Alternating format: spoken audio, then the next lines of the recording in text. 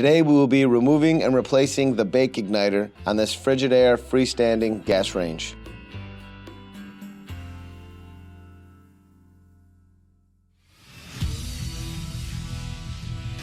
Be sure to visit ApplianceVideo.com, where you will find thousands of repair videos on the latest technology.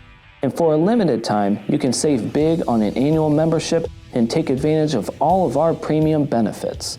ApplianceVideo.com. Do it right the first time. Symptoms of a failing bake igniter will be no bake, very low temperatures, or long preheat times, or often you'll see the bake igniter glowing, but it will not ignite. Now let's begin the repair. Stop. Before beginning any repair, remember to disconnect the power from the appliance. It is also recommended to test the outlet for proper voltage. Remember to also turn off the gas.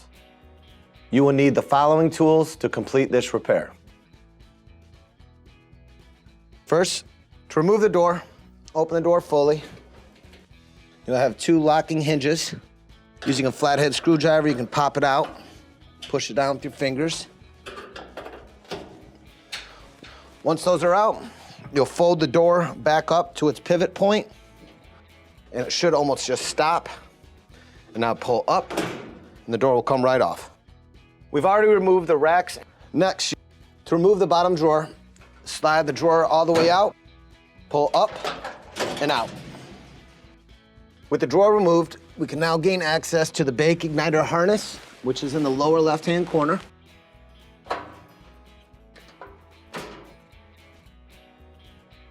Once disconnected, we can now remove our two screws holding in the bottom panel to the igniter. Usually you can loosen these with your hand. If not, you use a flathead screwdriver.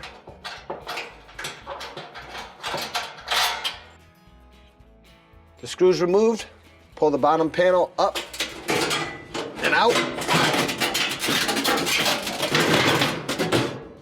And place to the side. Next, your flame spreader will need to be removed. It's held in by two 1/4-inch screws.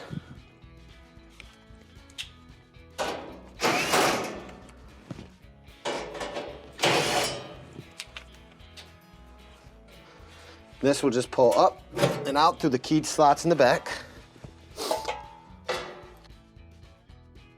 And finally, we have two 1/4-inch screws holding in the burner tube, which the igniter is installed to.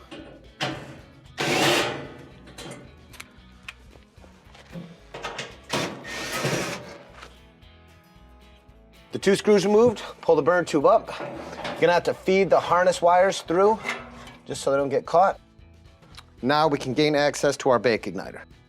With the burner tube removed, you can now remove the two 1/4-inch screws holding the igniter to the burner tube. Make sure to support the igniter when taking out the last screw. You can now place it to the side. To install the igniter, line the bracket up with the keyed screw holes into the burner tube.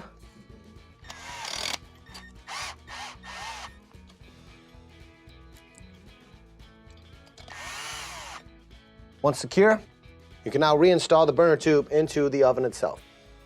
With your igniter installed to the burner tube, first we'll feed our harness down through the bottom of the unit.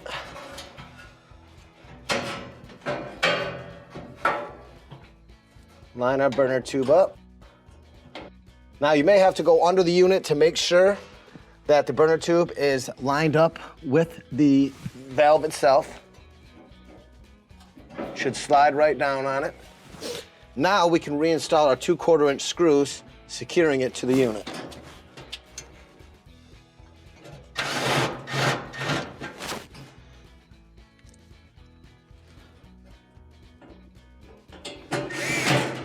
Now we can reconnect our harness.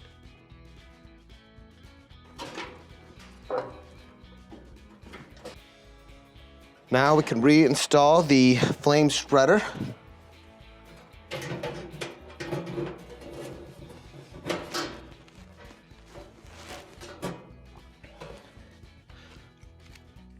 Put in your two 1/4-inch screws.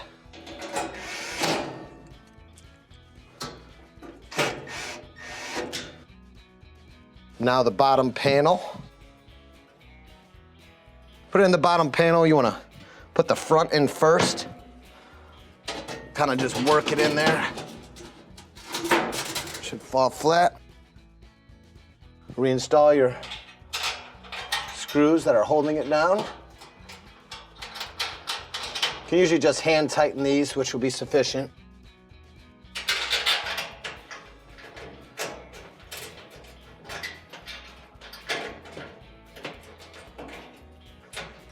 Now we can reinstall the bottom drawer. To install the bottom drawer, the wheels on the drawer will go over the wheels on the oven. Once they slide down, lock into place, the rails will line up and slide right in. Now we can replace the door and the racks. To install the door, at the same pivot point it was removed, slide your hinges into the slots of the frame. Pushing down, you can feel it lock into place. Fold down all the way. Move your locking tabs back up. And your door is installed. And this will complete the repair. Thank you for watching another quality video from ApplianceVideo.com. If you found this video helpful, make sure you click the like and subscribe to our channel.